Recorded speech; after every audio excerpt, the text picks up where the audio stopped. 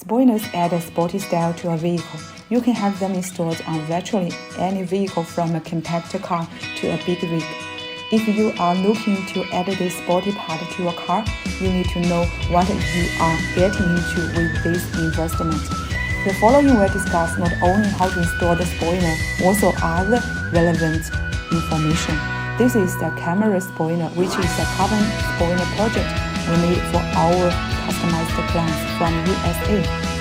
Okay, let's get started.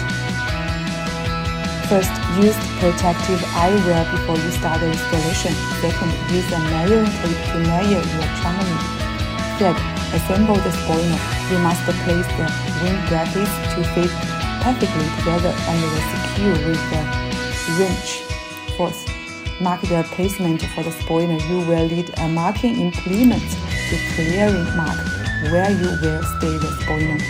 Fifth, drill the holes or with the 3M tape in the trunk or where you are placing the spoiler. Sixth, sand the hole edges to smooth. Seventh, install the spoiler. You will likely need a friend to assist you with this step. The spoiler must be positioned to the car trunk before you secure the washers and bolts to tighten it down.